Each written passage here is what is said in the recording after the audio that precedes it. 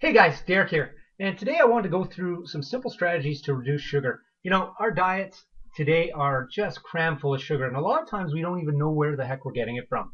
And our bodies need some sugar to run properly. Your brain relies on sugar to run properly, so we do need some sugar, but the amount that we're getting these days is insane.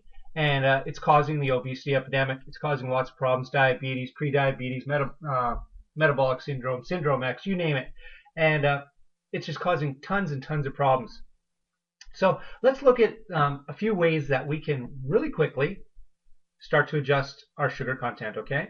Let's have a look at this. So the first thing, let's learn to read the labels. So one of the things you have to remember on the ingredients list, not the facts panel, but the ingredients list, and it will be on the facts panel as well at the bottom usually, is it's going to have a listing of all the ingredients. The ingredient that is at the top of the list is what's got the greatest amount in whatever product you're looking at. So if sugar's in the top three, it's chock full of sugar. Okay.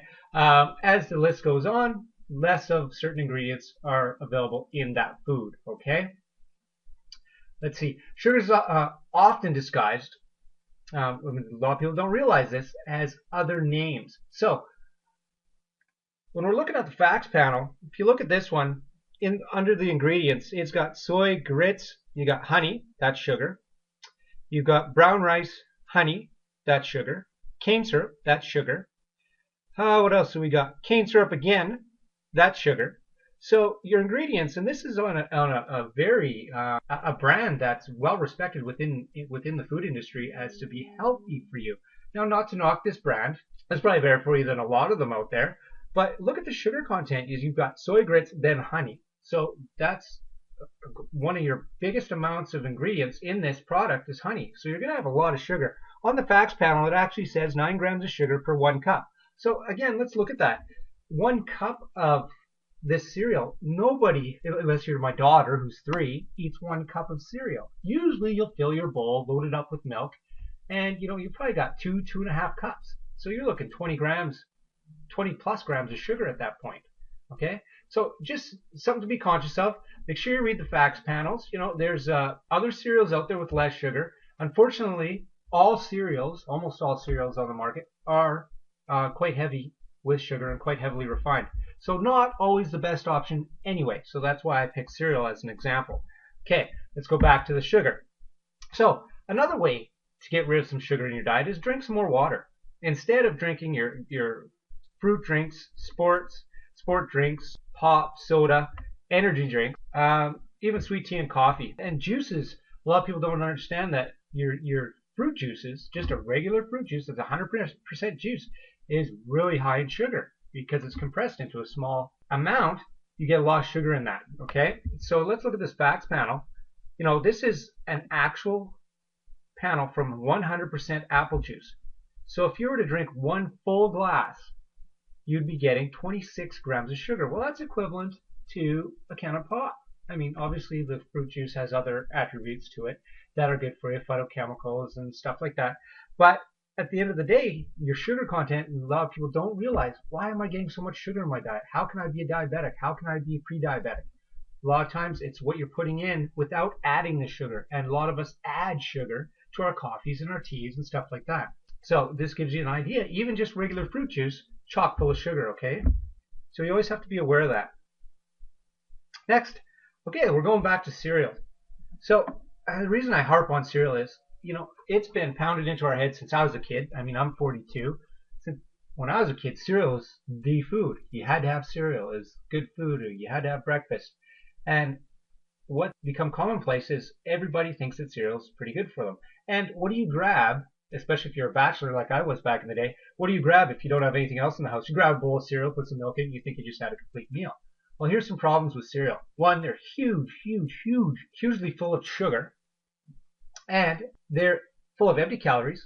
It's like I said earlier, it's easy to eat way too much. Make sure that if you are going to eat cereal, make sure you're eating the ones that are made from whole grains without a whole bunch of sugar. And if you want to add some flavor to it, add fruit, nuts, even cinnamon. And if you absolutely need to get your sugar fix, what I use in replacement for sugar is stevia. And I find it works really well. I know some people don't like the taste and blah, blah, blah. But at the end of the day, it's Maybe you don't like the taste quite as much, but it's not going to give you diabetes. It's not going to give you a bunch of other problems and pack on the weight, okay? So be careful of the cereals. So choose fresh or reduced sugar options. Instead of getting juice that's pre-made, eat fresh fruit and veggies. So it's much harder to eat 3 apples than sit down and drink a glass of apple juice. A glass of apple juice may be equivalent to 2 to 3 apples. For sugar content and the phytochemicals and everything in 1 apple is probably more than you would ever get in that glass of apple juice. Plus, all these ingredients that we talk about, your phytochemicals, antioxidants, stuff like that, they all work synergistically within the fruit. So if you take one out or you start changing the dynamic, it's not going to work as well. Make sure your packaged fruit is in water or the actual juice, not syrup. They'll trick you with that. Look at the sugar content. It triples it. Okay, dried fruits. Be careful with dried fruits because when you dry the fruits, they have a higher sugar content than fresh fruit. Okay, jellies and jams are also really high in sugar. So buy the reduced sugar varieties if you're going to use lots of jellies and jams. Okay.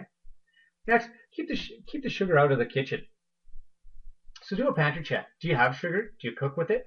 There's lots of different ingredients that you can use instead of sugar in your recipes. Stevia is one.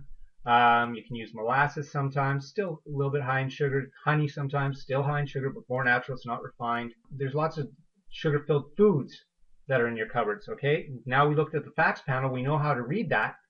You know how to go in and say, okay, let's get rid of this crap and start refining your pantry so that you don't have all the hidden sugars, okay? Hope that makes sense. Just a quick one on simple strategies, how to reduce the sugar, all right, guys? Take care. We'll talk to you soon.